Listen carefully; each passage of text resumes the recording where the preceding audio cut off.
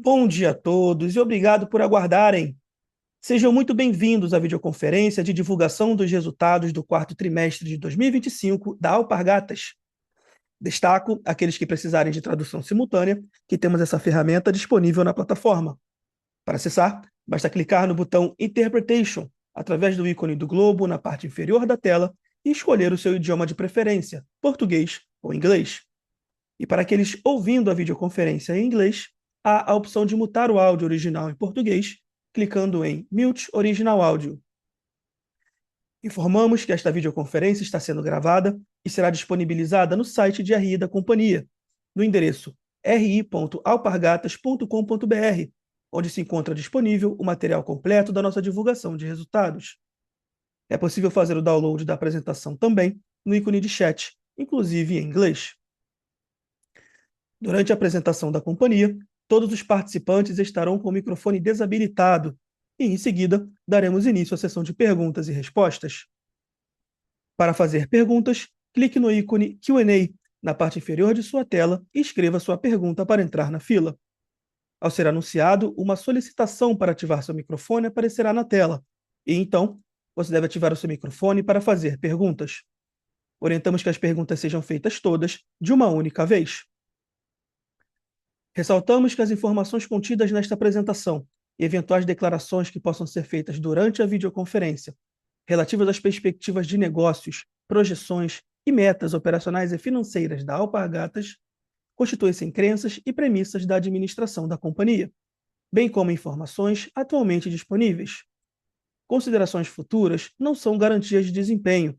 Elas envolvem riscos, incertezas e premissas, pois se referem a eventos futuros e, portanto, dependem de circunstâncias que podem ou não ocorrer. Investidores devem compreender que condições econômicas gerais, condições de mercado e outros fatores operacionais podem afetar o desempenho futuro da Alpargatas e conduzir a resultados que diferem materialmente daqueles expressos em tais considerações futuras.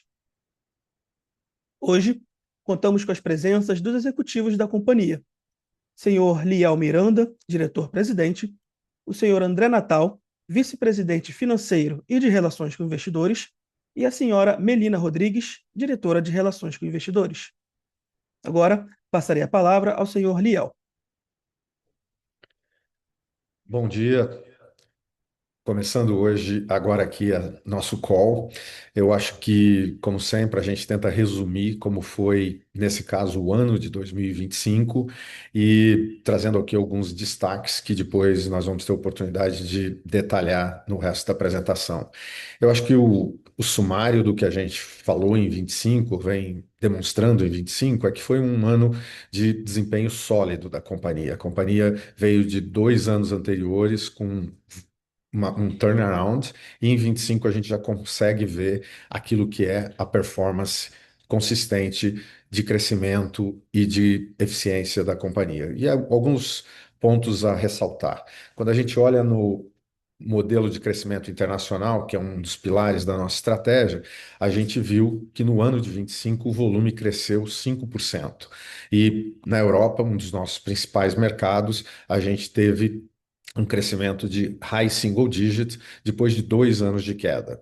Nos Estados Unidos, a gente, além de manter o volume que a gente vinha praticando antes, a gente teve um volume adicional da mudança do modelo de negócio, e essa mudança de modelo de negócio a gente acredita que vai criar condições para que a gente cresça nos Estados Unidos, porque a gente tem agora uma parceria de distribuição com a Istma, que foi firmada em 2025 e entrou em vigor no mês de janeiro de 2026. E nos mercados dos distribuidores, onde nós estamos falando basicamente de África e a Ásia e o Oriente Médio, a gente teve também uma execução comercial com muito mais foco, eliminando problemas de anos anteriores de excessivo sell-in, excessivo inventário nos nossos clientes e ganhando cada vez mais consistência e aumento de rentabilidade. Essa era uma região onde nós praticávamos preços não necessariamente alinhados com uma estratégia de crescimento sustentável e rentável, e a gente resolveu esses problemas mais estruturais e a gente já consegue ver agora margens ebítidas e resultados consistentes com a estratégia de longo prazo. No Brasil, A gente já vinha experimentando nos anos anteriores uma recuperação comercial e esse ano a gente vê um aumento de sellout de quase 5%, 4,8%. Isso é super importante porque a gente vem pontuando que a nossa estratégia é que o nosso sell-in vai sempre acompanhar o nosso sell-out. Então, a gente opera com um ciclo de negócio onde o sell-out gera a demanda e a partir daí a gente abastece o mercado. Isso demonstra que a gente já teve uma demanda maior em 2025 e traz uma perspectiva de contínuo crescimento no Brasil com esse sellout mantendo em níveis altos. No quarto trimestre, isoladamente, o sellout foi ainda maior, foi de 8%, mas no ano acumulado ele já está em 4,8%, que a gente considera positivo.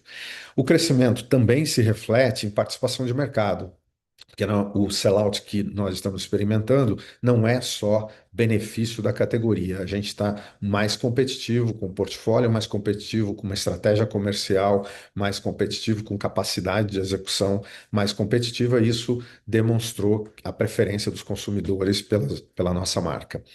E os dois canais que são os mais estratégicos para a gente, onde a gente vê maior oportunidade de crescimento, que é o especializado e o DTC, a gente viu um crescimento de dígito duplo, o que significa que esses canais estão crescendo mais rápido do que o total de crescimento da companhia, o que está totalmente alinhado com a nossa estratégia, porque é aí que tem não só um mix mais qualificado, onde a gente pode vender um mix mais rentável, mas também porque aí é que tem a maior oportunidade de ganho de participação de mercado.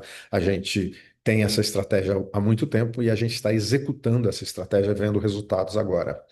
Em relação a marketing e o portfólio, que é o terceiro pilar do nosso crescimento, a gente tem várias boas notícias em 25. A gente disse lá atrás que a gente ia focar no crescimento do segmento masculino, onde a nossa participação de mercado é um pouco menor do que a do segmento feminino, e a gente está vendo bons resultados. A gente lançou muitos produtos, principalmente produtos com tira grossa, produtos que trazem uma característica mais de conforto, que é a preferência do público masculino, e a gente vê excelentes resultados com o crescimento dessa linha de produtos masculino muito mais acelerado do que o crescimento total, o que de novo demonstra que a estratégia está sendo executada e está trazendo resultados e de novo cria condições para que a gente continue crescendo nesse segmento que tem ainda espaço para a companhia ganhar participação de mercado.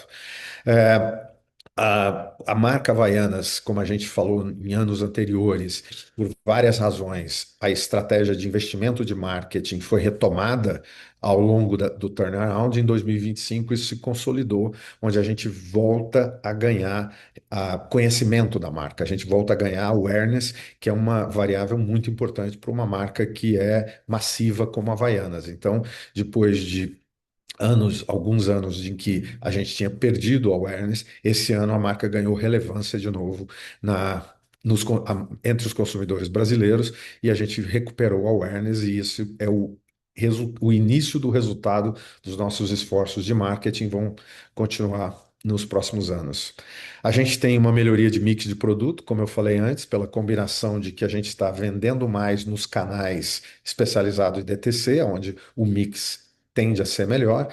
A gente está vendendo mais dessa linha de produto, dessas inovações que nós lançamos, que também traz um preço mais alto, uma rentabilidade mais alta, e a gente está conseguindo melhorar o mix no Brasil, e isso acabou impactando num aumento de receita de 10% por par no Brasil. Esses são os três pilares de crescimento da nossa estratégia. Quando a gente olha para o outro lado da estratégia, que é o pilar de eficiência e alocação de capital, a gente também vê bons resultados em 2025. Um deles é todo o processo de simplificação da companhia. A gente tem um centro de serviços compartilhados que a gente internalizou em 2025, e o objetivo da internalização é, primeiro, redução de custo do centro de serviços compartilhados por si só, mas mais importante do que isso, é criar condições que a partir de 2026 a gente vai conseguir continuar na jornada de simplificação e eficiência, trazendo cada vez mais atividades que são repetitivas e podem ser automatizadas para o centro de serviços compartilhados e reduzindo o custo nas várias unidades e nas várias funções da companhia onde essas atividades são performadas hoje. Então, a gente vê como um grande passo nessa jornada de simplificação. A gente também implementou o S/4HANA, o SAP HANA na Europa, que é uma outra ferramenta de simplificação e de viabilização dessa jornada de simplificação para o futuro, porque é um sistema muito mais moderno, muito mais eficiente, muito mais efetivo na gestão dos negócios na Europa, o que vai permitir que a gente, nesse mercado tão importante, tão estratégico, a gente possa gerenciar inventário de forma mais efetiva, a gente possa gerenciar a nossa a geração de receita de forma mais efetiva. Então, a gente também acredita que essa vai ser uma ferramenta que vai viabilizar a simplificação dos negócios, redução de custos, eficiência, mas também crescimento na Europa nos anos seguintes. A gente continua na nossa jornada de melhoria de OTIF, fazendo o supply chain funcionar de forma que os nossos clientes recebam o produto que eles pediram no dia certo, na quantidade certa e os produtos certos. Como vocês, alguns de vocês devem lembrar, a gente saiu de números próximos de 30%, ou seja, a maioria dos pedidos não eram entregues com essa precisão, e agora a gente já chegou em níveis de 80%. Então, de cada 10 pedidos, 8, mais do que 8, já são entregues no dia certo, na quantidade certa e com os produtos certos, o que garante que o nosso consumidor ache o produto que ele está procurando, na loja que ele está procurando, na hora que ele está procurando, o que com certeza tem contribuído muito para o crescimento do nosso sellout, tem contribuído muito para a melhoria do nosso mix.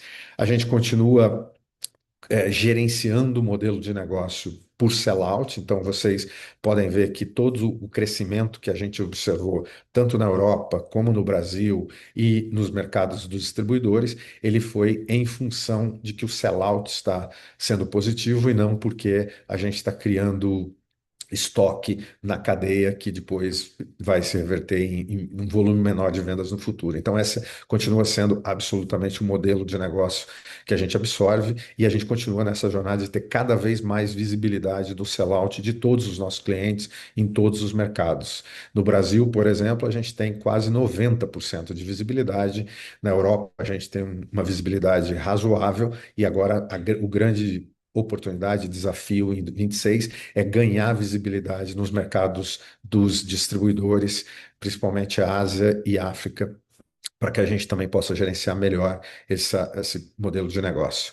E por último, em relação às pessoas, a gente tem uma pesquisa de engajamento anual. Esse era um fator fundamental, porque no período do turnaround, a gente precisava garantir que o engajamento do nosso time estava crescendo e a gente já vê os resultados. A gente cresceu comparado aos anos anteriores, a gente atingiu 70% de engajamento de pessoas que dizem que elas estão felizes e recomendariam a Alpa para outras pessoas.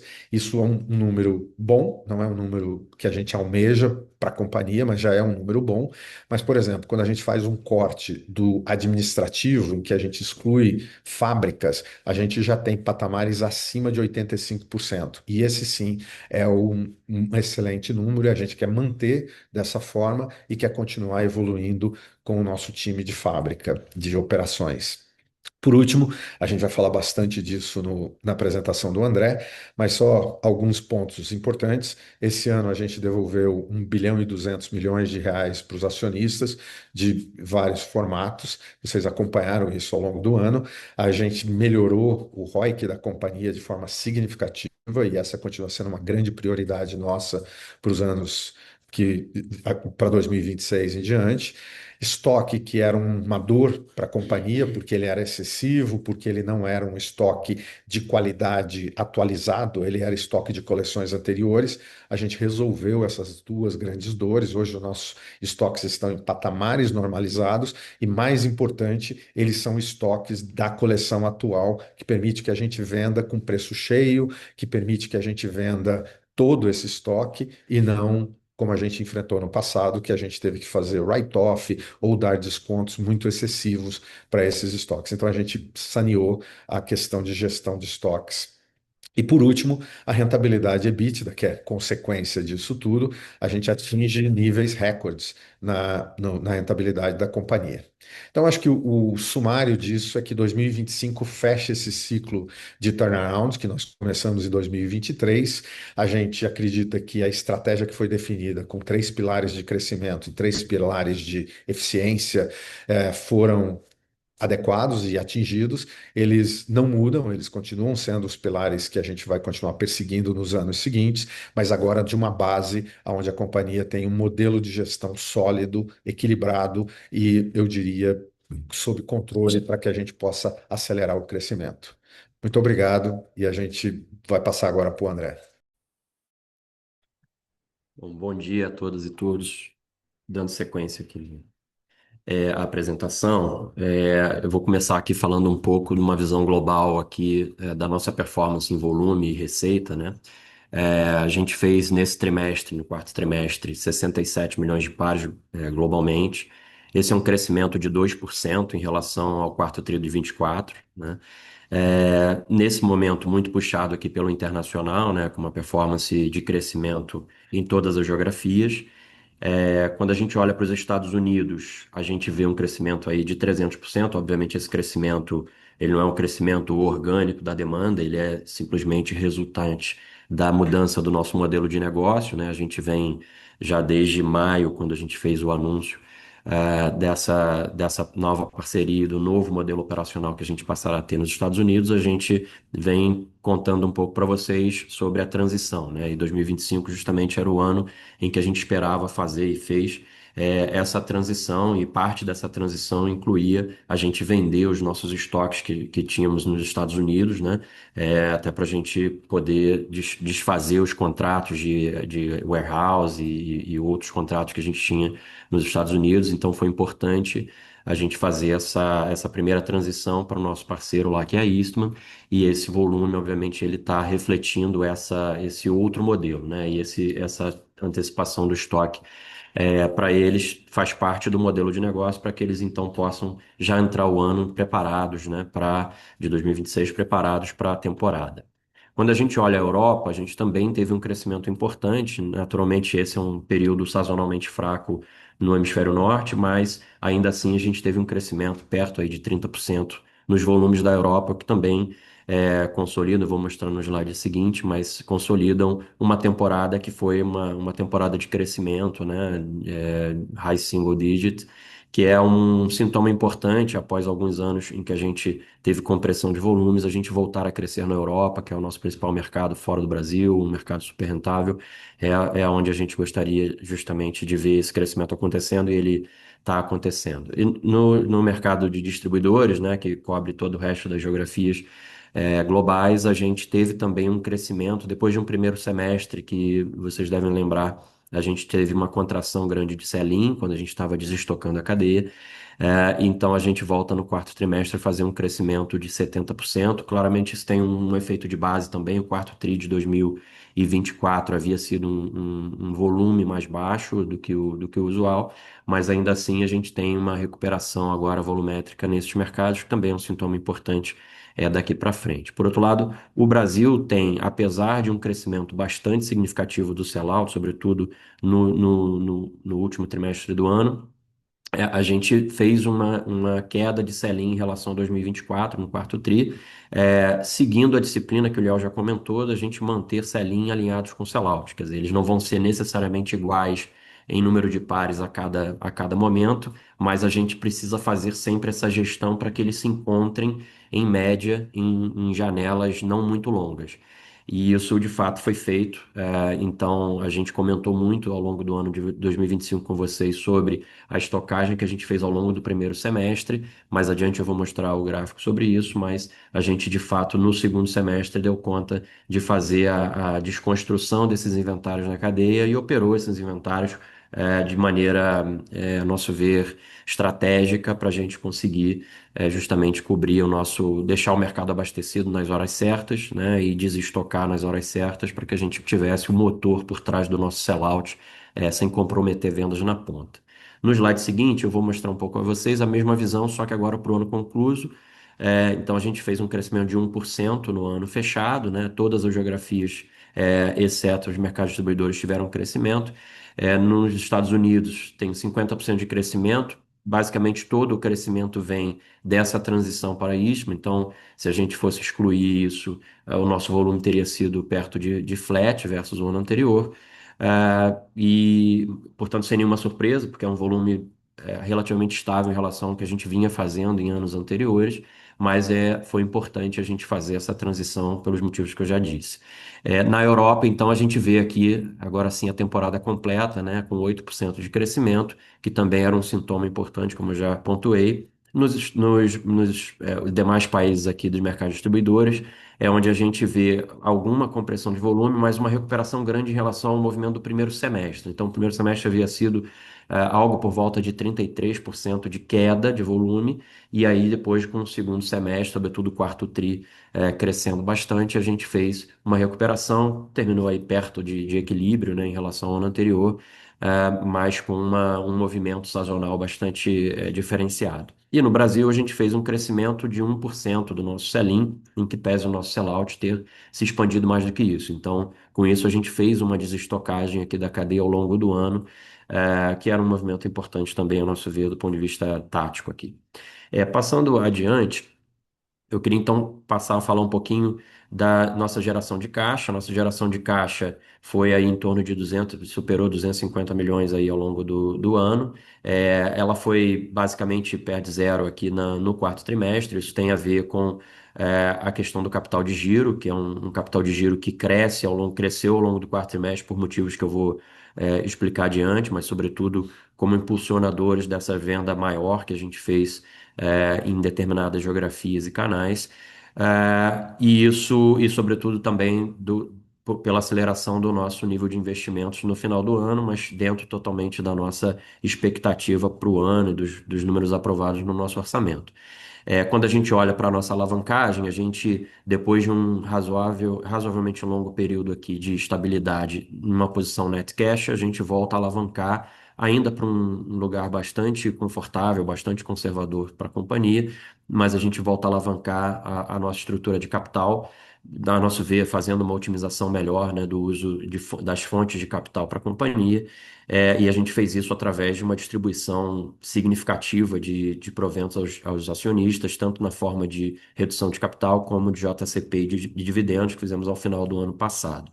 Isso leva a gente para 0,8. A companhia continuará geradora de caixa, então a gente vai continuar administrando essa alavancagem, mas ela é sempre, em princípio, tendendo a reduzir na medida em que a gente gere mais caixa ao longo dos próximos trimestres. Então, isso é uma coisa que a gente vai sempre monitorar e tentar administrar a companhia num nível de estrutura de capital que seja otimizado.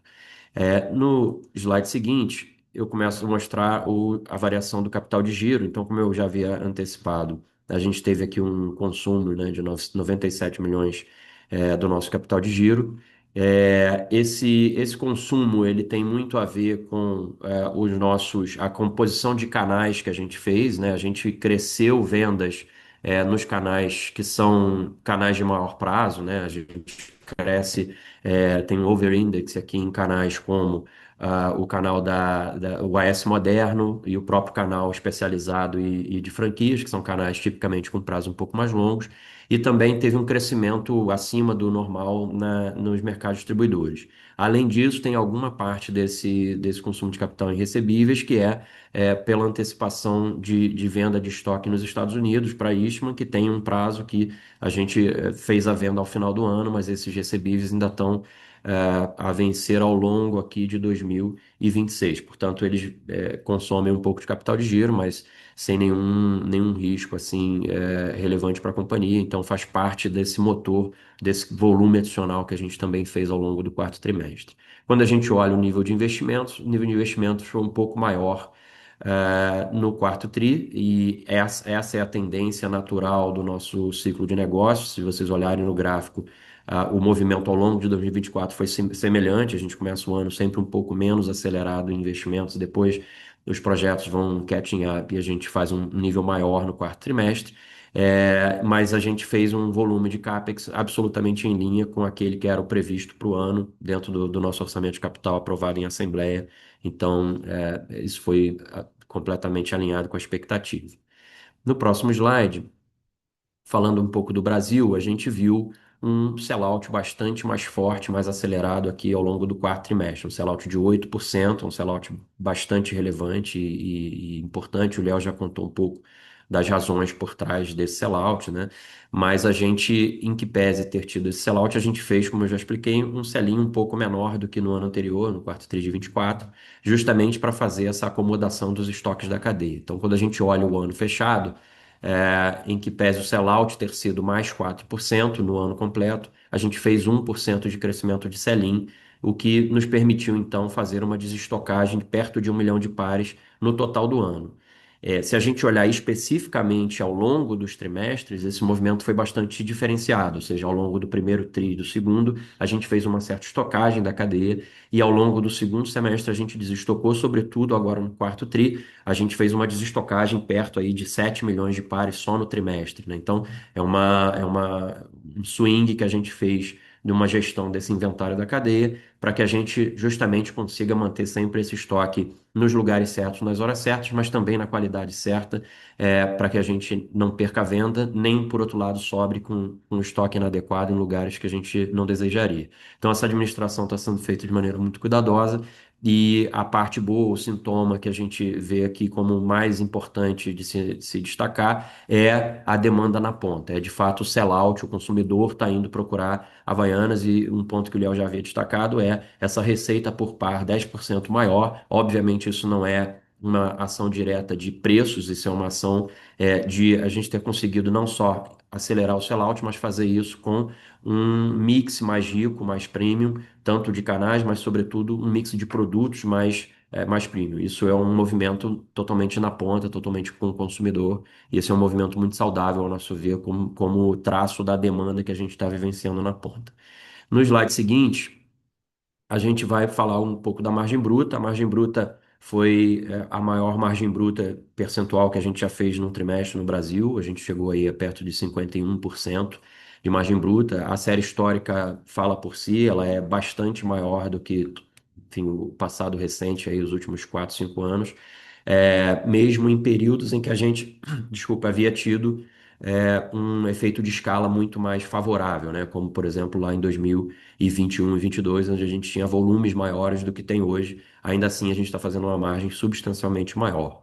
Os últimos 2 anos haviam sido, eu me refiro a 23 e 24, a gente havia vivenciado um tema de write-offs, né? Então eles foram importantes, mas mesmo se a gente ajustar essas margens pelos write-offs que aconteceram lá no 2024 e 2023, a gente ainda assim teve uma evolução positiva ainda de margem de 3 pontos percentuais quando comparados aí a 2024. Quando a gente olha o ano fechado, a gente fez 48% de margem bruta no Brasil, também é uma margem recorde na nossa série histórica, e ela é uma evolução bastante importante, aí, 8 pontos percentuais em relação a 2024. E mesmo se a gente ajustasse aqui os write-offs, a gente continuaria com uma expansão de margem bruta no total do ano versus 2024. Então, eu acho que esse é um movimento importante, é um movimento que ele está associado muito às nossas ações, né, de produtividade fabril, de excelência operacional, de eficiência, enfim, e um pouco da recuperação de escala também que a gente vem tendo, mas sobretudo por esses outros efeitos de eficiência que a gente vem implementando aí já desde 2023, 2022 e aí por diante. É, por favor, no próximo, a gente consegue ver aqui a evolução do SG&A, né? Então, aqui a gente tem separado para vocês as despesas variáveis como percentual da receita. Elas vêm numa trajetória boa, né, de redução ao longo do tempo. É claro que a gente não tem que olhar cada trimestre isoladamente, a gente tem que olhar as tendências, né? No gráfico do lado, até a gente consegue ver o ano fechado, a tendência das despesas continuarem caindo, né? De caíram ali de 8 para 7% no total do ano. Ao mesmo tempo, a gente separa aqui os gastos com marketing. Isso a gente acho importante enfatizar aqui, porque também para o efeito do marketing, a análise que a gente julga correta é uma análise em janelas um pouco mais longas. A gente não persegue um determinado gasto de marketing específico numa janela curta, mensal ou trimestral. A gente faz o nosso cronograma, o nosso calendário de ações, ele não respeita necessariamente o recorte trimestral do nosso reporte financeiro. Então, isso faz com que, eventualmente, a gente tenha trimestres com gastos um pouco abaixo da média, como foi o caso do terceiro tri, a gente havia feito apenas 4% da receita em marketing, e faz também com que a gente eventualmente tenha maior concentração, como foi o caso do final do ano, que é natural também das campanhas de verão, a gente ter um gasto um pouco acima, que foi 10%, mas se a gente olha o acumulado do ano, que está no gráfico da direita, a gente consegue ver que a gente se manteve aqui dentro do que a gente sempre disse para vocês que entendia ser o nível normalizado, esse é alinhado com o benchmarking da indústria, e isso é o que a gente, em princípio, vai continuar perseguindo, um nível por volta desses 7 ou 8%, a gente entende bastante saudável.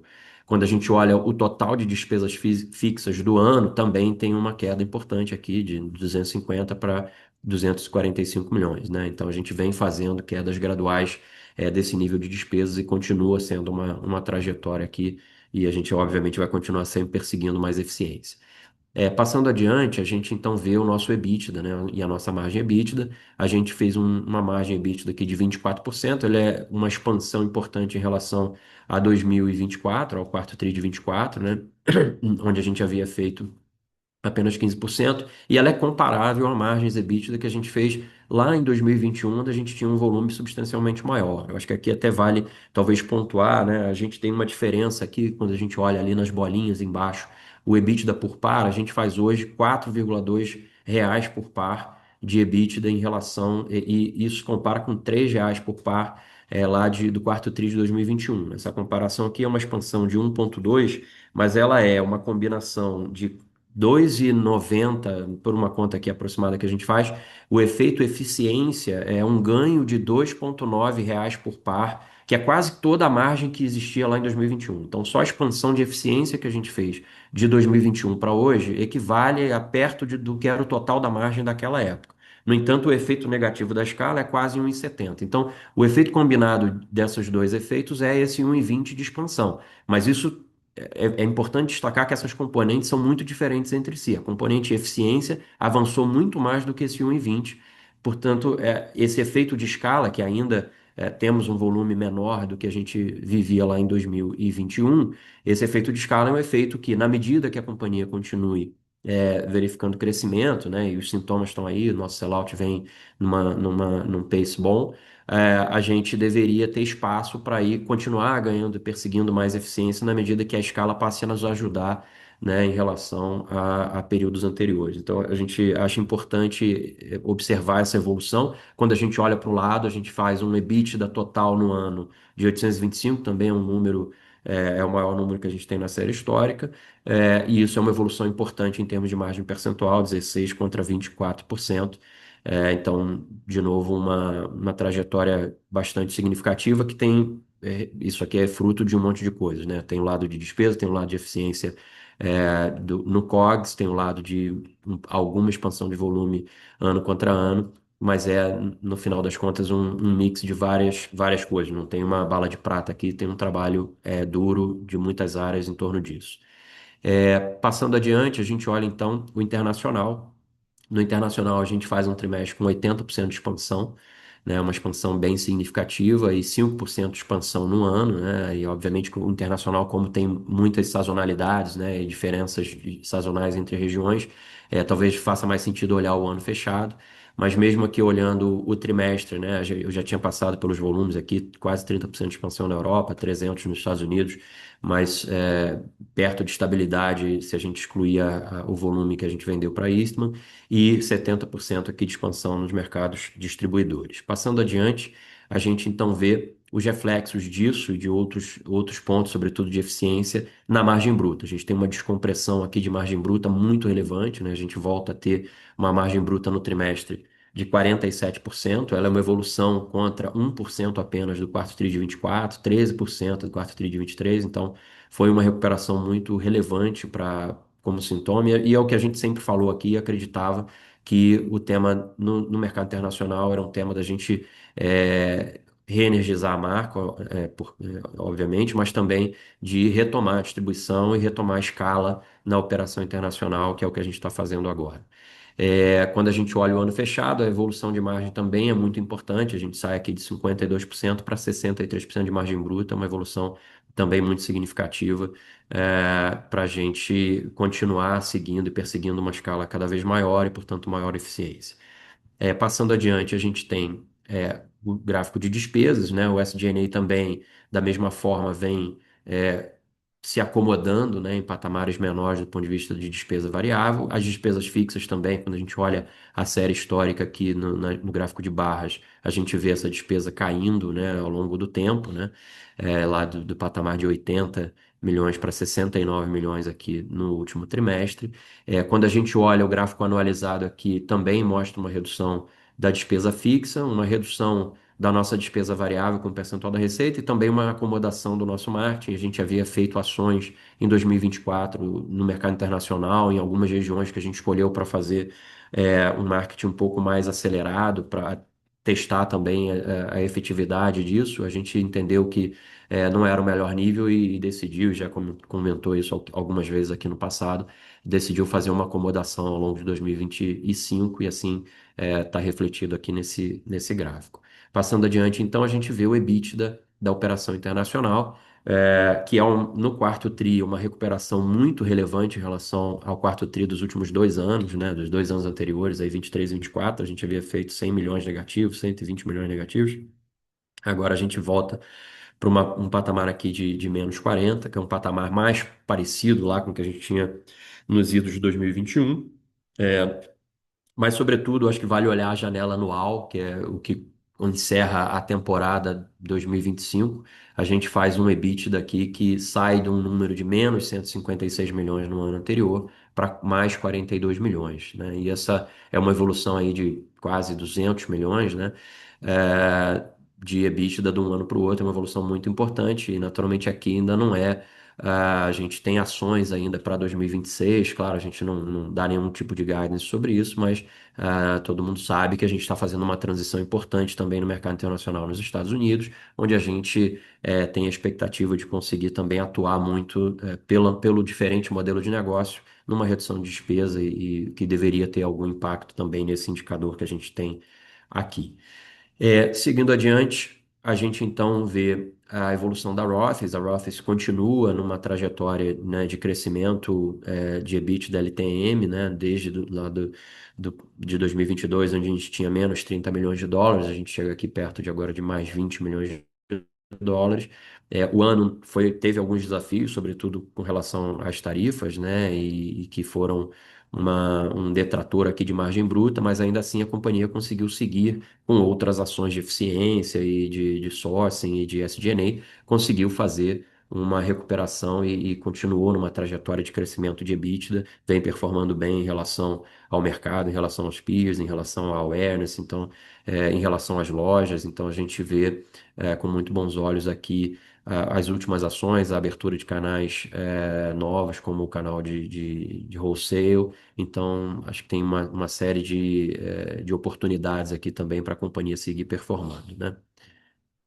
Eu acho que esse era o meu último. E aí agora falando um pouquinho, quer dizer, era o último em relação ao trimestre especificamente, ao ano de 25, a gente decidiu trazer também um pouco de uma visão mais ampla para a gente dar um passinho atrás e olhar o filme como um todo, né? Então, olhando aqui nesse primeiro gráfico à esquerda, as margens no Brasil, tanto margens brutas quanto margens EBITDA, né?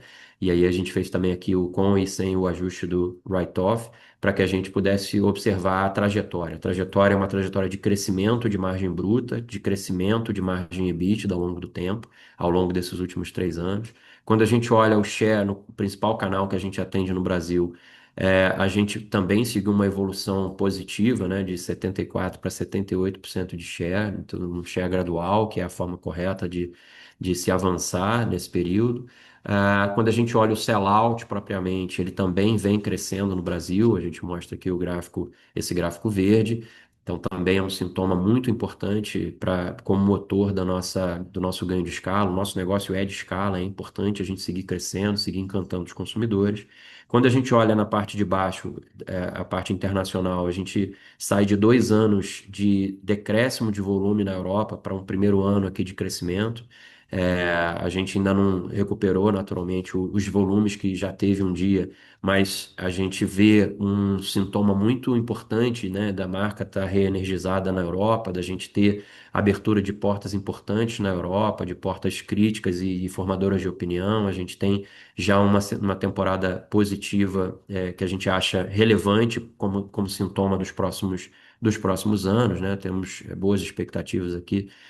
Para o nosso trajetória de crescimento. Os Estados Unidos, a gente já falou muito, foi um ano de virada aqui, o ano de 2025, pela transição que a gente fez de modelo. Então, 2026 é o primeiro ano em que a gente passa a ficar só com a parte, né, da gestão da marca e da fabricação dos produtos, design, mas toda a distribuição, a operação comercial, as funções de suporte, armazém, tudo isso passa a ser tocado e gerido pelo nosso parceiro. Então, isso vai nos permitir também ter uma atuação bastante importante aqui do lado de DNA local. Quando a gente olha o mercado de distribuidores, a gente vê também um crescimento de receita ao longo desse período, mas com uma variação importante, um trabalho que foi feito de redução e acomodação dos estoques na cadeia, que era um tema importante lá no início de 2023, por conta da estocagem feita lá em 21, 22. Então, esse é um tema que a gente vem administrando assim, país a país, distribuidor a distribuidor. No slide seguinte, a gente mostra no primeiro gráfico a trajetória do SG&A. Eu acho que esse gráfico é muito importante destacar, porque ele é muito consistente com toda a narrativa que a gente fez aqui nos últimos 3 anos, que a gente sempre disse que é buscar eficiência na companhia, mas não era no marketing, não era em ações que isso pudessem sacrificar ao longo prazo e o valor da companhia estrutural. Então, não era no marketing que a gente ia fazer o trabalho, a gente ia fazer em despesas discricionárias que, justamente de cortar aquilo que fosse excesso, aquilo que não fosse essencial para a nossa operação. Esse resultado é muito significativo, a gente sai de 31% do net sales para 22%, é uma diferença muito relevante do ponto de vista de expansão de margem. E a mesma coisa, a gente mantém o marketing estável, até um ligeiro crescimento aqui, está no arredondamento, mas o marketing está preservado, o nosso maior ativo está preservado. Quando a gente olha o internacional também, depois de 2 anos muito afetados aí pela questão da escala, a gente tem um primeiro ano positivo, a gente acha isso um sintoma importante, de novo com bastante expectativa aqui com a temporada de 2026. A Rothy's também, a gente mostra aí um crescimento importante de EBITDA, uma reversão do resultado da companhia de negativo para positivo, né? E se olhasse mais para trás aí, como eu já mostrei, os resultados eram ainda mais desafiadores, então uma virada bastante importante na Rothy's. Quando a gente olha os estoques, aqui a gente juntou tanto os estoques de produtos acabados quanto de matérias-primas. A gente saiu de 1,3 bilhão de reais em estoques para 700 milhões, então uma redução quase de metade aqui dos estoques. Isso foi muito importante para liberar capital de giro. Isso se mostra claramente aqui no gráfico do meio, aqui laranjinha, sobre o fluxo de caixa livre, que em 2023 a gente ainda gerava um resultado operacional negativo, e aí o nosso por outro lado, a gente gerou muita liberação de capital de giro naquele momento, que justamente tem a ver com o gráfico azul anterior. Em 2024, a gente começou a gerar um caixa positivo operacional, mas teve ali ainda uma grande liberação de capital de giro, e agora a gente gera um caixa operacional maior ainda, né? Uma expansão bastante importante em relação a 2024, embora aqui com algum consumo de capital de giro, pelas razões que eu já expliquei, de transições e algumas expansões em determinadas geografias e canais, mas que são naturais do crescimento. E, por fim, isso tudo, né, o coletivo dessas coisas nos permitiu, após aqui 2 anos ou zero ou pequena distribuição de proventos, a gente conseguiu distribuir aqui 1,2 bilhão de reais. Foi uma distribuição bastante importante, ao nosso ver, e é resultado de tudo que a gente apresentou até agora. Então, queria agradecer aqui o tempo de vocês e abrir aqui para as perguntas que vocês tiverem. Agora começaremos a sessão de perguntas e respostas. Lembrando que para fazer perguntas, vocês devem clicar no ícone Q&A na parte inferior da tela e escrever a sua pergunta para entrar na fila.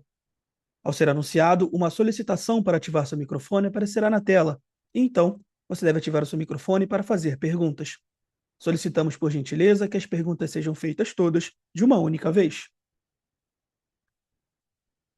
Dando início, a nossa primeira pergunta vem da Daniela Eiger, XP. Dani, por gentileza, pode prosseguir. Bom dia, pessoal. Obrigada por pegar minha pergunta. Bom dia, Natal. Bom dia, Liel. Eu tenho duas aqui do meu lado. A primeira em relação a crescimento, né? Você comentou, Natal, na tua fala, né, dessa questão do sell-out e do sell-in ficarem bem equacionados, obviamente não necessariamente a mesma janela, mas se a gente olha desde o ano passado, a gente tem visto essa recuperação do sell-out acontecendo, né? Gradual, veio de um período também de bastante desafio, mas assim, como que a gente pode pensar em relação à retomada de crescimento de volume no Brasil, assim, entendo que tem várias moving parts, tem ajustes de canais, mas enfim, seria bacana ouvir do lado de vocês como que vocês estão pensando aí nessa evolução de crescimento no Brasil em termos de volume. E aí, minha segunda, em relação à rentabilidade, né? Se me engano, no release, vocês falam que vocês chegaram num novo patamar de rentabilidade, que, no meu entendimento, mostra que é uma questão mais estrutural e que daqui para frente esse deveria ser talvez uma boa cenário base com algumas alavancas, enfim, para evoluir daqui. Mas aí, pensando assim, que tem bastante coisa acontecendo também, né? Você tem mudança de modelo comercial, você tem mix de canal mudando, e aí a gente também tem visto agora a dinâmica de custo de matéria-prima também se mexendo. Como que a gente pode pensar nessa evolução? Quanto que vocês acham que ainda tem bastante espaço de evolução, seja por iniciativas internas? Você comentou dessa questão de volume, que aí eu acho que até se conecta com a minha primeira pergunta. Então, acho que é meio que se vocês puderem nos ajudar a construir as alavancas e talvez o caminho dessa rentabilidade, eu sei que sem da guidance, mas um pouco de como pensar nessa construção. Obrigada. Obrigado. Obrigado, Dani, pelas perguntas. Eu vou começar pela primeira e o André pode falar um pouco de rentabilidade. Obviamente, a gente não consegue prever quanto vai ser o crescimento da demanda, então o que eu vou falar para você é muito mais a nossa, aquilo que a gente tem para que gere a demanda. Então, eu acho que a palavra é que a gente está otimista em relação à demanda do Brasil para 2026, e as razões são três. A primeira delas é que a gente viu um quarto trimestre com sellout elevado, de 8% no trimestre, e a gente acredita que no primeiro trimestre não tem nenhuma razão estrutural para que essa tendência mude. Então a gente acredita que o primeiro trimestre já deve trazer também esse efeito de continuar esse crescimento de sellout. Eu não arriscaria dizer patamar, de que patamar a gente está falando, mas a expectativa é que o crescimento que a gente viu em Q4 não deveria ter nenhuma razão estrutural para a gente não continuar tendo o crescimento de sellout em Q1. Diferentes patamares, porque a base é diferente e tudo mais, mas continuar com crescimento, porque a gente está num momento de crescimento de sellout.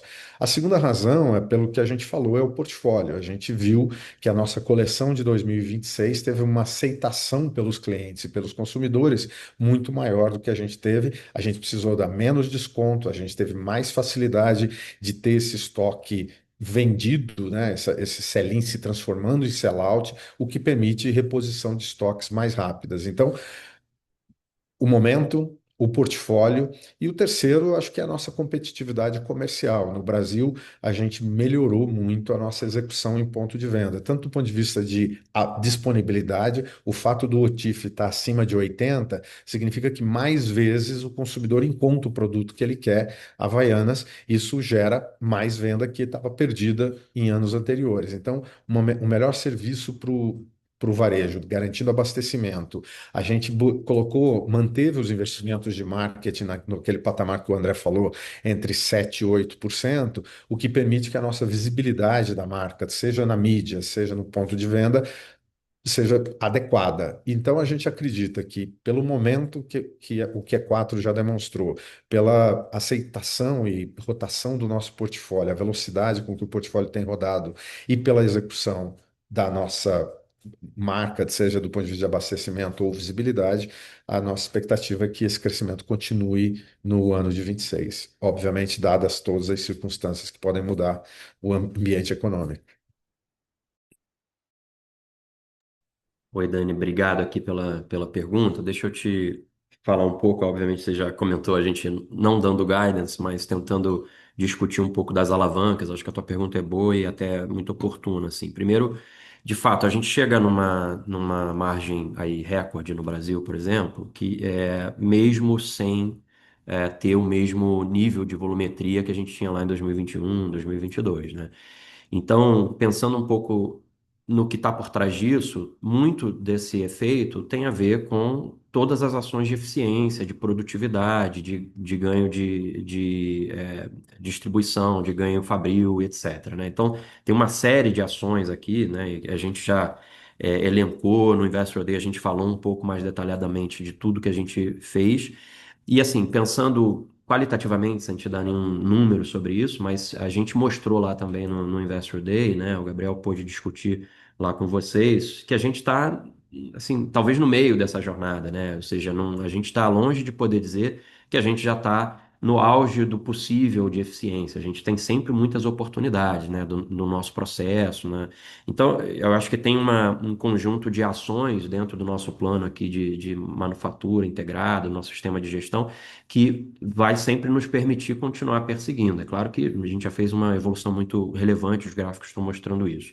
Mas essa é uma das alavancas. Pensando em outras alavancas, e eu acho que isso até ressalta um ponto importante que eu gostaria de destacar, a gente tem visto até um pouco de um movimento no mercado que sugere um pouco a nossa ação, às vezes, negociando um pouco correlacionada, né, ou inversamente correlacionada com petróleo, né? Acho que com uma preocupação de como isso afeta essas margens, né? E a gente acha que, na verdade, o mercado parece estar superestimando a relevância desse tema do ponto de vista. É óbvio que a gente faz os nossos produtos com parte do custo são produtos petroquímicos, mas a relevância desses swings de preço é muito menor.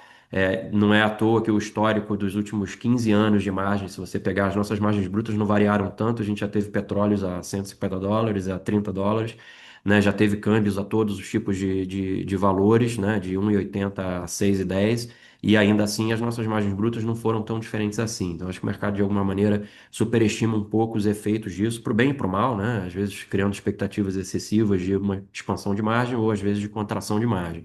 Mas a gente acha que essa obviamente, é uma parte que a gente não controla da formação do custo e da margem, mas é uma parte que também não tem a mesma relevância, pelo menos nos parece, que o mercado às vezes atribui a ela. Mas tem um efeito muito importante, que é o efeito que eu falei há pouco, na minha fala inicial, que é o efeito da escala. A escala subtrai, quando você pega nosso EBITDA por par versus 2021, no quarto tri de 21, é 1,70 de subtração de EBITDA por par. Quer dizer, não estou te dando um guidance de que se a gente voltar até a mesma escala, vai ter 1,70 mais na margem. Não é isso que eu estou dizendo. Mas eu estou dizendo que, olhando historicamente, a comparação, a explicação de escala responde por 1,70 de subtração nesse efeito. Então, o que a gente ganhou de eficiência foi 2,80 se a gente comparar nessa janela que eu citei, 2 quase 2,90. Então, é uma alavanca muito importante que a gente precisa continuar crescendo. Eu acho que o sintoma de um sellout acelerado com esse efeito de escala ainda podendo nos dar benefícios ao longo do tempo é uma coisa que assim, nos dá muita expectativa em relação a isso. Obviamente que a gente não consegue controlar tudo, né? E tem um outro ponto, talvez mais dois, que são alavancas muito críticas e que tiveram um papel importante no quarto trimestre e em 2025 também, são as alavancas da premiumização do mix. Então, a gente fez um mix bastante mais premium. A maior parte da explicação da evolução do net sales por par esse ano vem de mix de produto, não vem de aumento de preço. Nosso aumento de preço foi absolutamente controlado. Enfim, a gente não quer ficar falando muito das estratégias de precificação, mas foi absolutamente num lugar comum, vamos dizer assim. Mas a premiumização de mix nos permitiu sim trabalhar com net sales por par mais alto e, obviamente, isso tem um efeito nas nossas margens também.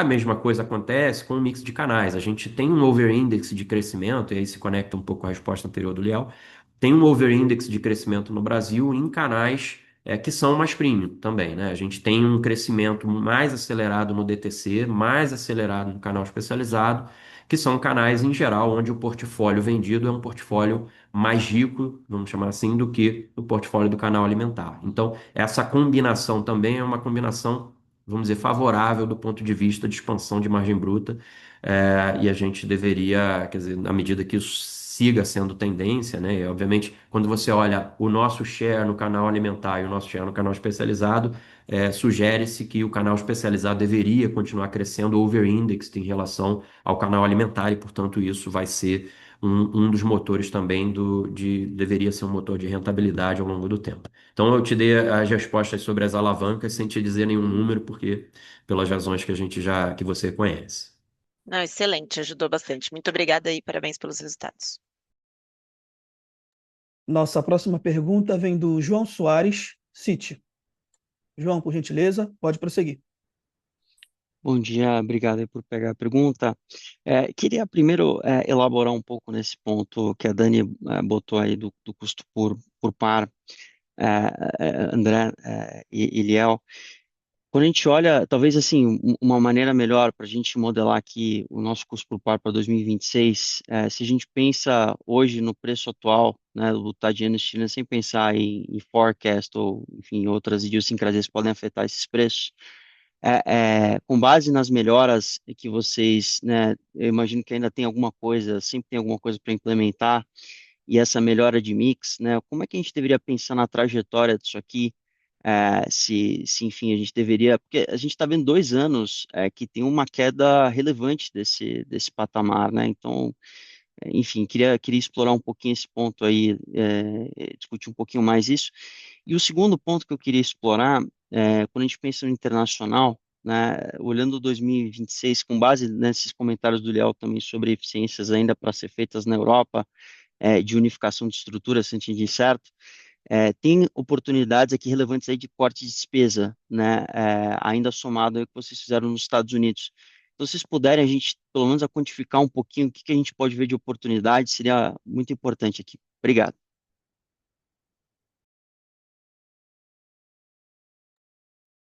Oi, João, tudo bem? Obrigado aí pelas perguntas. Bom dia para você.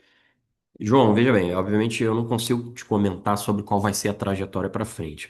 Primeiro, porque eu não sei, segundo, porque eu não posso. Mas isso dito, eu consigo te falar algumas coisas sobre isso, tá? Eu acho que, como eu já comecei a elaborar um pouquinho ali na resposta para Dani, primeiro ponto é que a gente, acho que tem a percepção de que muitas pessoas têm uma preocupação, às vezes exacerbada, sobre esse assunto.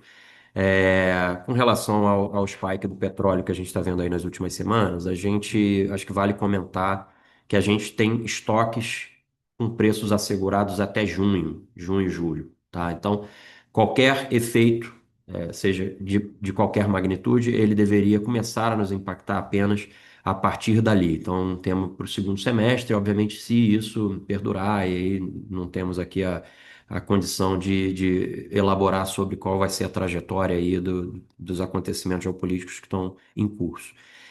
Isso dito, então, outra coisa que eu acho que vale importante aproveitar a tua pergunta para comentar, a gente não está vendo nenhum risco de suprimento, né? O nosso suprimento aqui de borracha, ele é essencialmente bacia do Atlântico, né? A gente tem pouca coisa vinda de outras regiões, então, essencialmente, a gente não está vendo nenhum tipo de disruption, nem para a gente receber matérias-primas, nem, por outro lado, para a gente fazer as nossas exportações, né? A gente está conseguindo fazer os despachos normalmente so far, so good, né? Do ponto de vista agora, eu diria, dessa questão da matéria-prima, né? Que é uma coisa que é, sempre tem uma tentativa, né? E eu entendo do teu lado aí de tentar fazer uma correlação entre o que vocês estão vendo de movimento do butadiano na tela vis-à-vis o que a gente percebe no COGS, né? E eu acho que é importante destacar algumas coisas sobre isso. Primeiro, é que existe uma série de imperfeições nessa transmissão de preços, né? Essa transmissão, ela é muito longe de ser uma transmissão direta, tem diversos fatores afetando isso e tem uma imperfeição temporal também isso. Existe um lag temporal grande entre o preço da tela e o preço que a gente compra, o preço que a gente compra e o preço médio do estoque, né? Então, hoje, quando a gente olha o preço médio que a gente tem das principais borrachas no nosso estoque, ele é um preço que ainda está acima do preço que a gente tem na ponta. Então, a convergência do preço do estoque para o preço da ponta, o preço de entrada, ainda não aconteceu completamente. Mas o ponto é que, além disso, existe uma imperfeição entre o custo de produção e o COGS, porque a gente, só na hora que for vender, né, os nossos produtos, é que a gente vai, de fato, transformar isso em COGS, isso vai transitar no P&L. Então, esse delay, ele torna já muito difícil de você conseguir fazer uma estimativa dessa trajetória ou entender exatamente o movimento. Mas além disso, eu acho que o próprio delay ele atrapalha de ver porque os movimentos são muito pequenos. E eles são pequenos por uma razão de que, primeiro, a matéria-prima ela é um pouco mais do que a metade do custo do produto, né? Em média aqui dos nossos produtos. E só um pouco mais da metade da matéria-prima que são petroquímicos. E as borrachas são uma parte desses petroquímicos. E uma parte muito relevante do preço, e que a gente, por razões estratégicas, não tem nenhum interesse de abrir, não fará, mas tem uma parte muito importante da formação do nosso preço que é um FII fixo, que tem a ver com um FII de industrialização dos produtos, das especialidades químicas que a gente usa, das borrachas que a gente usa, que é um FII que ele não varia com o petróleo. Então, no final, a relevância do butadieno per se, se você pegar o butadieno sozinho, ele é uma parcela relativamente bem pequena do nosso custo quando olhado isoladamente. E além disso, as variações do butadieno são ainda menores, quer dizer, menores do que o preço em si. Quer dizer, então, é uma variação em cima de uma parcela pequena, de uma parcela, de uma parcela. Então, quando a gente olha isso, a gente percebe, né? E por isso a gente, com quedas e aumentos de matéria-prima, a gente continua vendo as nossas margens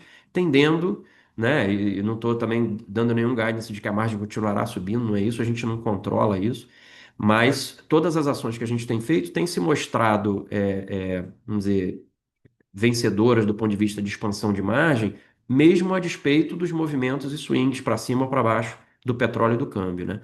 Então, eu acho que essa a tua pergunta é oportuna, embora eu não consiga te falar muita coisa sobre qual será a trajetória para frente, porque a gente realmente não tem condição de prever, mas eu consigo te dar pelo menos um pouco dessa visão, né, de que, primeiro, preços estão relativamente travados até o meio do ano, mas que mesmo nos swings que possam acontecer, esses swings têm uma transmissão, quer dizer, ele tem um amortecimento, talvez seja a palavra correta, até a transmissão deles para o nosso COGS. E isso é para o bem e para o mal também, quando tem muitas quedas de preço, elas não nos afetam de maneira tão direta e proporcionalmente à queda que você vê na tela da Bloomberg e para cima também a mesma coisa, tá bom? Eu vou deixar agora o Liel falar do segundo ponto aqui. Bom, João, acho que na questão internacional, antes de falar da questão internacional, acho que é sempre bom lembrar que a nossa estratégia é essa estratégia equilibrada de três pilares de crescimento no internacional, Brasil, marketing e portfólio, mas também três pilares de eficiência, de produtividade, onde entra simplificação, entra alocação de capital, entra operação, a eficiência da nossa operação. Então, obviamente, a gente vai estar sempre olhando para as oportunidades para redução de custos, para tornar a nossa operação mais eficiente, mais adequada para o volume e para a escala que a gente tem. Talvez esse é o equilíbrio que a gente quer buscar, é que a gente tenha uma operação adequada para a escala que a gente tem e para viabilizar o crescimento futuro.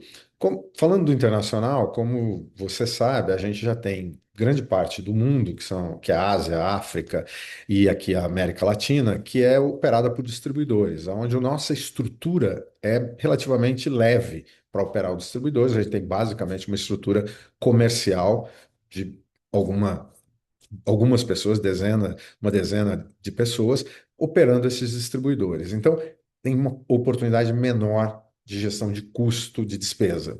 Quando a gente olha para os Estados Unidos, a gente acabou de fazer essa mudança de modelo, então, obviamente, a gente carregava custos em 2025, porque toda a operação era gerida por Alpargatas, e agora a gente vai também operar com distribuidora. Então, a nossa despesa nos Estados Unidos tende a evoluir e tende a ser muito mais próxima do modelo de negócio que a gente tem para a Ásia e para o resto do mundo.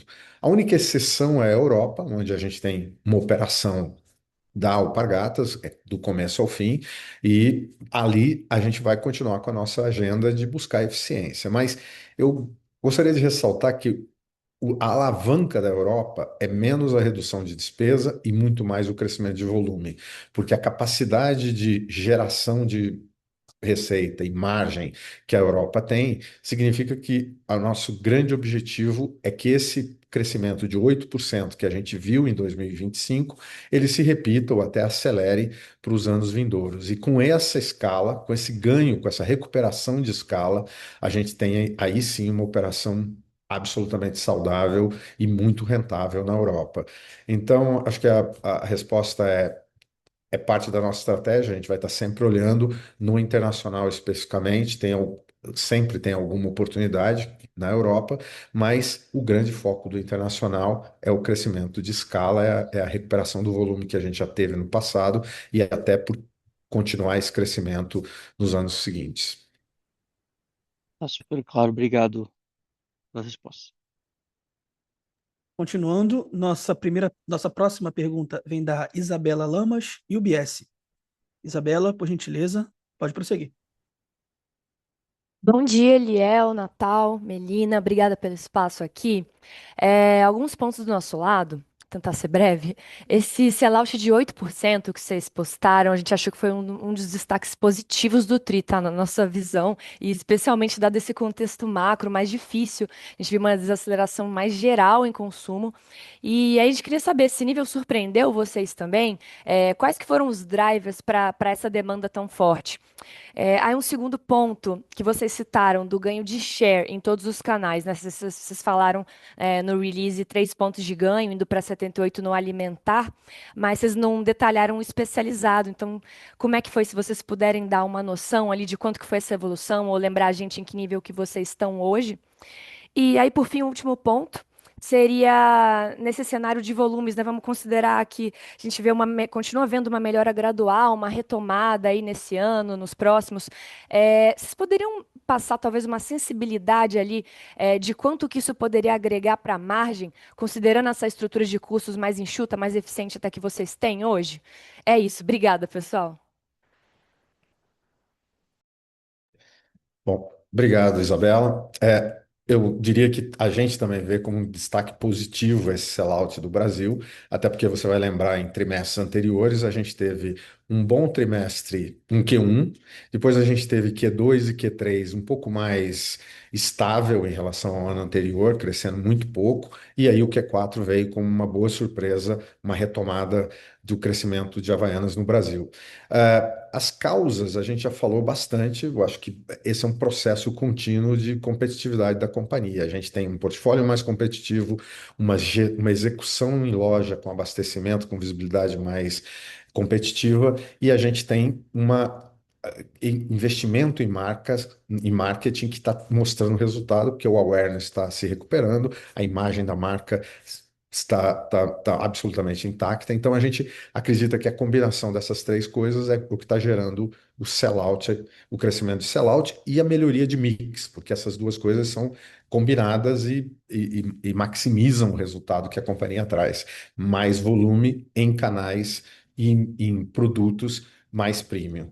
Então, absolutamente positivo, absolutamente não uma surpresa, porque a gente faz o tracking disso semanalmente no canal alimentar, mas a gente foi vendo essa melhoria. E, como eu falei antes, para a pergunta da Daniela, a gente não vê nenhuma mudança que a gente imaginaria que o sellout, pelo menos agora, do curto prazo, deveria ter alguma outra trajetória. E em relação ao share do especializado, a gente tem uma grande dificuldade no especializado, porque no alimentar a gente tem a Nielsen, que nos dá o share e é absolutamente confiável, e isso representa o canal alimentar como um todo. No canal especializado, a gente não tem uma ferramenta como a Nielsen, a gente tem algumas medições com troca de informação com alguns clientes, mas a gente não pode usar isso para divulgar. Mas o que eu posso te dizer é que o nosso crescimento no canal especializado, ele está em double digit, ele está crescendo de volume. O nosso volume no canal especializado está crescendo mais do que 10%. o que não parece ser o crescimento do canal como um todo. Então, a gente acredita que o nosso crescimento de market share também está acontecendo no alimentar. O número que a gente tem desculpa, no especializado, o número que a gente tem do especializado, mas é um número muito parcial, é que a gente tinha um market share abaixo de 40% e que hoje a gente está muito mais próximo de 50%, acima de 45%. Então, nos últimos 2 anos. Então, a gente percebe que pelo indicador de share, não é tão confiável, a gente vê crescimento e a velocidade de crescimento de volume nesse canal é muito maior do que a gente está vendo no mercado como um todo. É mais do que o dobro do que a gente está vendo. Então, isso nos leva a crer que a gente está ganhando, sim, participação de mercado no especializado. E aí, acho que o André pode falar um pouco de margem. Oi, Isa, tudo bem? Obrigado aqui pela pergunta também. Do ponto de vista de margens, desse crescimento de volume, de novo, a gente, é, a resultante de margem é o resultante de duas forças aqui, que às vezes se somam, às vezes se atrapalham, né? Uma são os ganhos de eficiência, que são essas ações todas que a gente tem feito, tanto do lado do COGS, mas também do lado das despesas, né? Despesas discricionárias. É, e, por outro lado, tem um efeito da escala, que eu acho que é o centro da tua pergunta. Então, de novo, quando a gente compara, eu vou detalhar um pouquinho mais os números, mas assim, quando a gente compara, por exemplo, com um ano atrás, né, com o quarto tri do ano passado, a gente tem um ganho já de eficiência, quando a gente pega o EBITDA unitário, o EBITDA por par, que a gente teve agora no quarto tri versus quarto tri de 24, a gente teve uma evolução de quase R$ 2 por par, de eficiência, ou seja, 1,90 é alta. Então, é uma evolução muito importante, uma evolução de EBITDA dessa. Lembra que o EBITDA total por par que a gente fazia lá em 2021 era de R$ 3. Então, a gente hoje, só na evolução de 24 para 25, a gente tem uma evolução de quase R$ 2 por par, por efeito de eficiência. Ou seja, é uma conta que a gente faz aqui, hipotética, né, teórica, mas para entender o seguinte: quanto que, se a gente tivesse o mesmo volume que a gente tinha lá em 2024, quanto teria sido, quanto que foi quanto que teria sido a margem EBITDA e quanto foi. E aí essa diferença a gente atribui a um efeito da eficiência melhor, né? E aí o efeito do volume é o que a gente atribui ao efeito de escala. Então, quando a gente compara com o quarto tri de 24, essa diferença a gente teve uma expansão de quase R$ 2 por par de margem EBITDA por efeito de eficiência e tem uma ligeira perda de escala em relação, porque a gente contraiu o volume, né? A gente mostrou aí menos 2% de volume no Brasil, a gente tem uma perda de escala de 0,2, 20 centavos aí por par. Então, é uma combinação que já é numa evolução negativa. Você tem aí os números de volume, você consegue fazer essa comparação, e eu tô te explicando que a gente, com essa comparação do quarto tri para o quarto tri, a gente teve uma queda de escala de 20 centavos. Quando você faz uma comparação mais longa, que talvez pegue uma diferença de escala ainda maior, aí a gente vê os números que eu falei antes. A gente teve um ganho de quase R$ 3, 2,90, 2,85 de efeito de eficiência melhor quando você compara a margem de 2021 com a margem de 2025, né, em termos de quarto trimestre. Por outro lado, nesse caso, as forças também estavam se opondo, né? A eficiência melhorando a margem e a escala piorando a margem. Então, a escala sozinha representou 1,70 e pouco de retração da nossa margem. Então, e você também tem aí os volumes desses dois períodos para você comparar e entender quanto que essa diferença é aplicável aqui. Então, eu não consigo te dar um número de quanto será, porque isso significaria eu te dar um guidance da evolução da nossa margem ao longo do ano. A gente tem as nossas premissas aqui no nosso budget, eu não posso te falar delas, mas eu posso te dar essas referenciais históricos. E eu acho que tem uma conta também que aí depois, com mais tempo, o nosso RI pode te ajudar aqui, que é para te explicar um pouco mais no detalhe as parcelas que são fixas dos nossos custos e despesas, para que você justamente consiga fazer essa simulação de mais volumetria quanto de eficiência operacional, de ganho de alavancagem operacional, você consegue enxergar na expansão de margem. Mas ela deveria conversar um pouco com esses números que eu estou falando aqui passados, tá bom? E obrigado mais uma vez. Tá ótimo, já dá um norte bom aqui, Natal. Obrigada também, Liel. Obrigada a todos. Bom dia para vocês. Obrigado. Dando continuidade, a próxima pergunta vem do Gustavo Fratini, Bank of America. Gustavo, por gentileza, pode prosseguir. Oi, Liel, oi, Natal, oi, Melina, tudo bem? Bom dia. Do nosso lado aqui, de fato, o sellout acho que foi um destaque bem positivo e acho que já mostra um pouco dessa estratégia de vocês de ir para o canal mais especializado. Será que vocês conseguem falar um pouco para a gente do trade-off que você vê em relação a ganho de margem, mas talvez você tenha que fazer um pouco mais de investimento de marketing e também um aumento um pouco de recebível? Seria legal também ter uma ideia ou de EBITDA por par ou de margem de contribuição do quanto que isso te ajuda, né? E também, do ponto de vista do canal alimentar, dado que o especializado está crescendo double digits, ele deve ter uma queda relevante, né? O que que você acha que está acontecendo por lá? Obviamente, acho que todo mundo sabe que esse canal está se desestocando, mas você já vê uma volta desse canal? Obrigado. Bom, Gustavo, obrigado. Eu vou começar aqui e depois o André talvez coloque um pouco mais de cor nos efeitos, nos nossos números. Falando primeiro do canal especializado, o que a gente vê no canal especializado é que o nosso crescimento ele está vindo das alavancas que a gente já tinha colocado para serem executadas.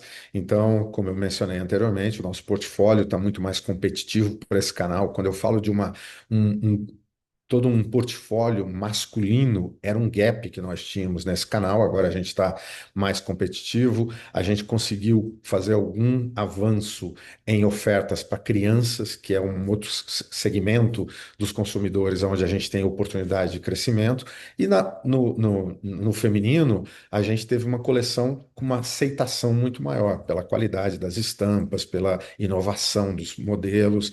Então, a gente percebe que no especializado o crescimento está vindo pela qualidade do nosso portfólio, porque a gente está executando melhor. O canal especializado ele é muito sensível ao TIF, porque eles não trabalham com o mesmo nível de estoque do alimentar. Então, se você não entrega para o Dia dos Pais, você perdeu, ele perdeu, o cliente perde aquela venda, você perde aquela venda. E como a gente melhorou significativamente o nosso OTIF, o canal especializado está abrindo cada vez mais espaço para a gente colocar os nossos produtos, expor os nossos produtos e cada vez colocando mais pedido, e isso entra num ciclo virtuoso de mais espaço, mais demanda, mais sellout, que se transforma em futuro sell-in. Então, a gente acha que a gente não está onde a gente quer estar, no canal especializado, longe disso, mas a gente conseguiu construir as ferramentas para um crescimento sustentável. Portfólio, serviço com o OTIF e também com a execução em loja, com displays, com visibilidade da marca.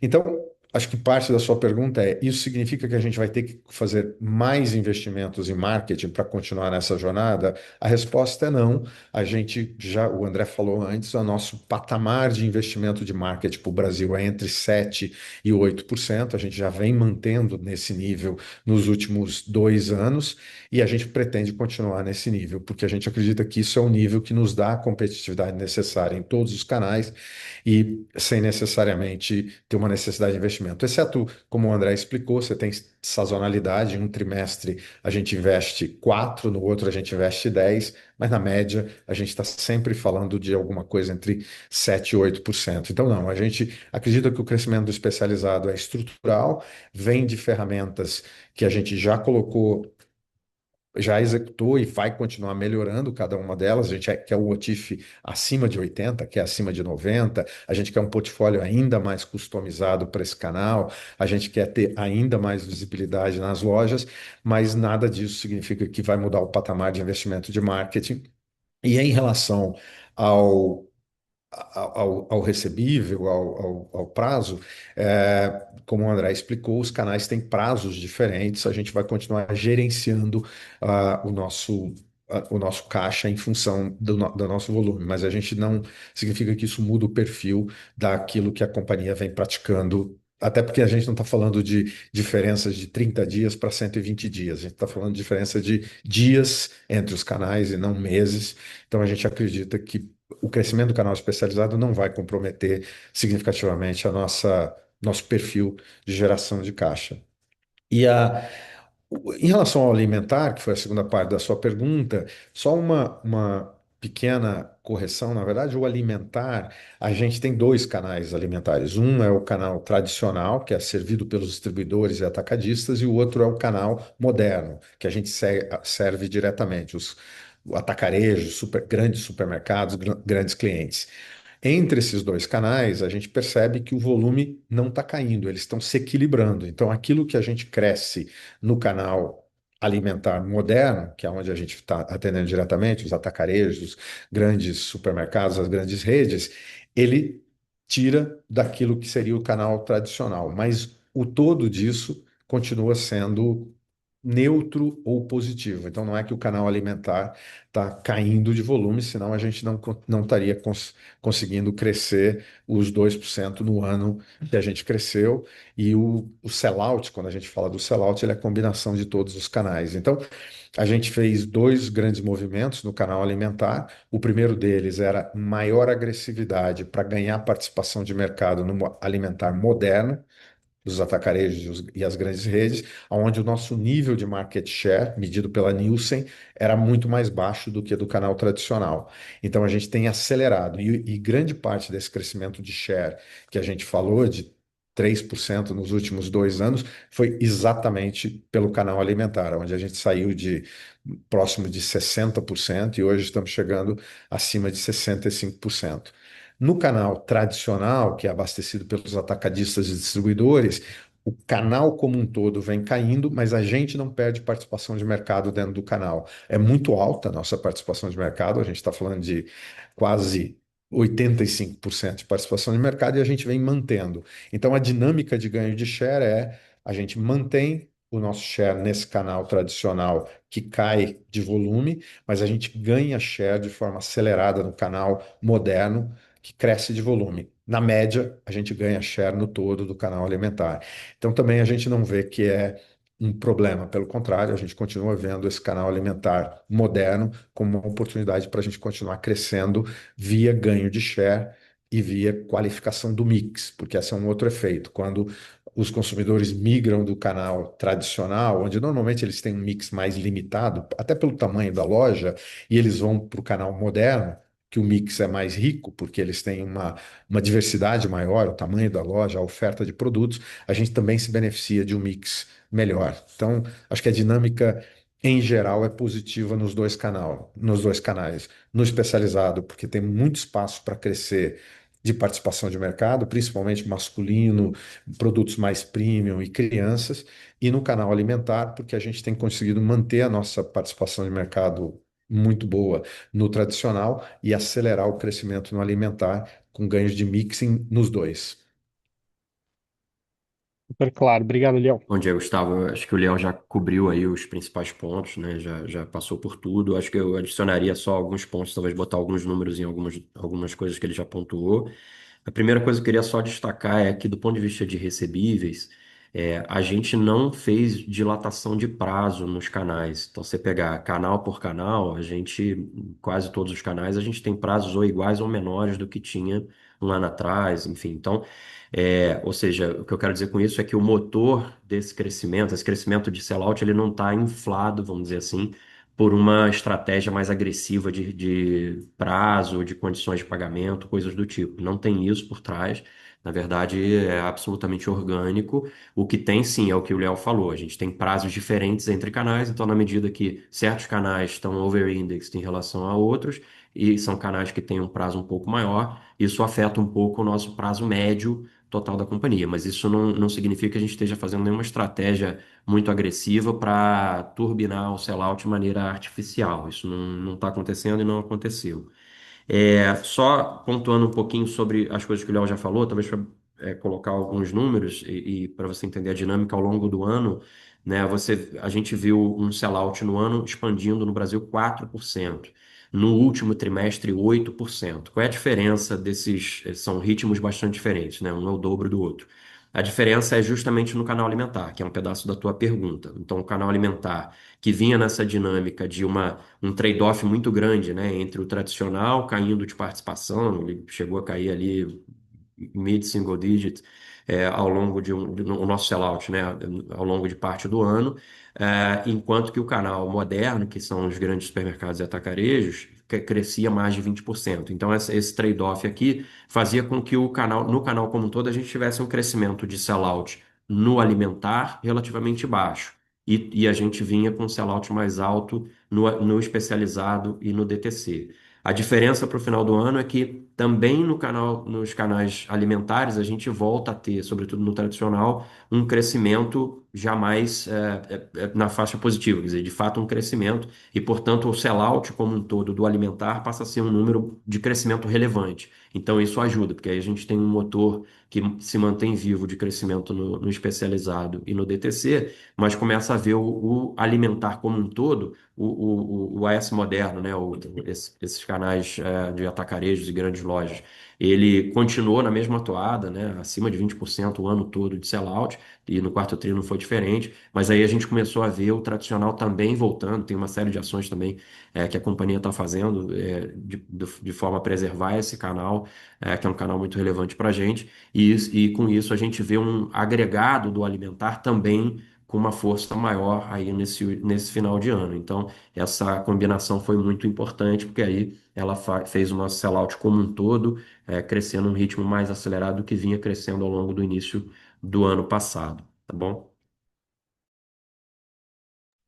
Ótimo, obrigado, Natal.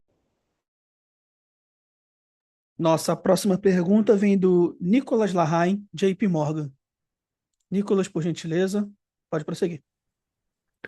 Bom dia, obrigado Melina, Liel, Natal, obrigado pelo tempo para pegar a minha pergunta. Eu tenho duas aqui. A primeira nos Estados Unidos, se vocês poderiam comentar alguns, né, early thoughts da parceria com a Eastman, né? Como que tem sido o rollout?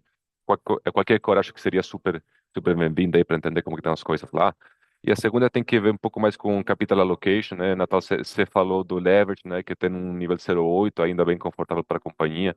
Queria entender como é a cabeça de vocês em termos de dividend payout para frente, como que a gente deveria pensar nisso, nos próximos anos. Obrigado. Pega.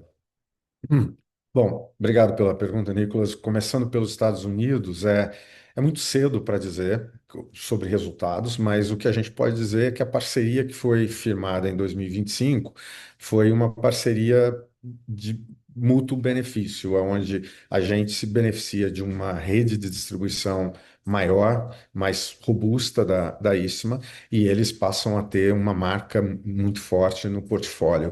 E isso a gente está observando agora no primeiro trimestre.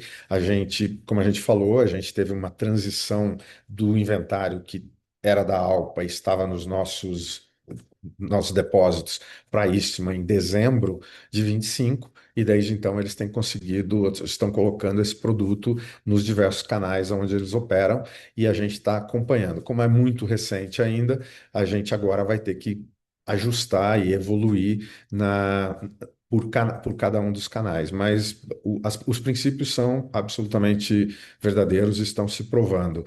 A gente mudou o nosso modelo de negócio, então a gente deixou de ser uma empresa que operava do começo ao fim, desde a importação até a comercialização. Hoje a gente está exclusivamente focado em marketing e basicamente a gestão do portfólio, e a Eastman assumiu absolutamente a operação a partir daí. Isso já foi feito, já está em funcionamento dessa forma desde do mês de janeiro. A Eastman já começou a abastecer desde fevereiro os canais, e a gente agora precisa ver o efeito desse novo modelo de negócio em abertura de mais portas, em maior velocidade em cada uma dessas portas, para que a gente possa ter uma análise do resultado final.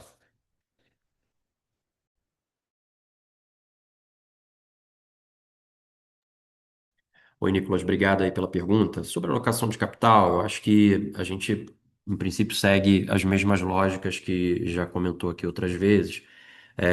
A companhia seguirá geradora de caixa, em princípio, né? Essa é a nossa, enfim, esse é o running rate que a companhia tá. A gente vem gerando caixa aí já há 3 anos consecutivos de geração de caixa. A gente não antevê nenhuma necessidade de um CapEx muito acima dos níveis que a gente já vem fazendo, né? São níveis que basicamente repõem ali a depreciação. A gente tem alguns projetos como a troca do SAP, algumas coisas que são one time, não são coisas recorrentes. A gente tem um certo nível de investimentos aí que a gente chamaria de sustaining capital, que são necessidades aí de manutenção do nosso sistema fabril e operacional como um todo, né? Mas fora disso, a gente tem investido de maneira bastante, vamos dizer, sem perder nenhuma das oportunidades que a gente entende importantes, de rentabilidade, de redução de custo, ou que venham a viabilizar a nossa expansão, né? A gente tem algumas necessidades de alocação de capital no tempo, mas que não são big bangs. A gente vai fazer isso sempre de maneira gradual e planejada, mas que são necessidades da gente, para algumas tecnologias que a gente tem das nossas fábricas, a gente fazer expansões de capacidade, justamente para dar conta desse mix mais premium que a gente tem conseguido impulsionar e que está se mostrando aí verdadeiro nos nossos números mais recentes. Mas isso tudo, o que a gente imagina é que isso vai ser feito de uma maneira sempre muito gradual enfim, para e passo com a expansão dessa demanda por esses itens e não uma coisa que a gente queira fazer um projeto transformacional e com investimentos muito relevantes, né?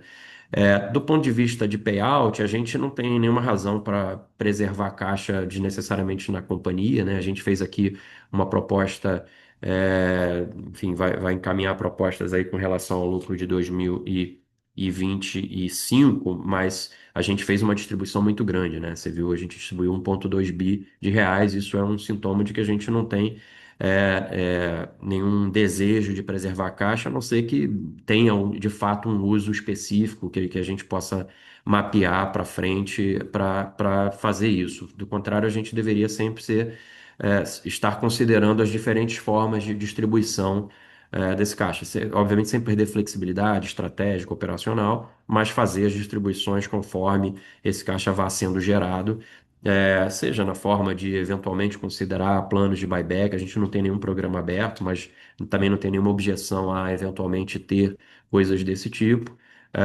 Na medida, mas para isso a gente precisa começar a recompor a nossa base de lucro, a nossa base de reserva de lucro, para que a gente possa ter até as flexibilidades para fazer isso, né? A gente ficou um tempo sem ter essa possibilidade, por isso teve que fazer uma redução de capital, mas na medida que a gente começa a ter lucro, a gente teve lucro em 2025, distribuiu aí a maior parte do lucro, pelo menos do lucro apurado aí até outubro.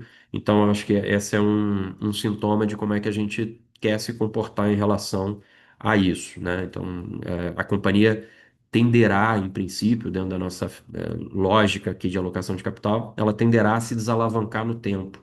E aí a gente deveria, para isso, ir fazendo uma administração dessa estrutura de capital na forma de distribuições ou de usos inteligentes do capital, conforme for o caso, né? E claro, se a gente tiver alguma oportunidade diferente disso, que a gente entenda que faça sentido fazer, aí a gente pode mudar um pouco a direção do que eu estou falando, mas em princípio esse é o caminho, o mindset que a gente tem para frente, tá legal? Não, super claro, pessoal. Muito obrigado. A videoconferência de resultados referentes ao quarto trimestre de 2025 da Alpargatas está encerrada. O Departamento de Relações com Investidores está à disposição para responder as demais dúvidas e questões. Muito obrigado aos participantes e tenham todos um excelente dia.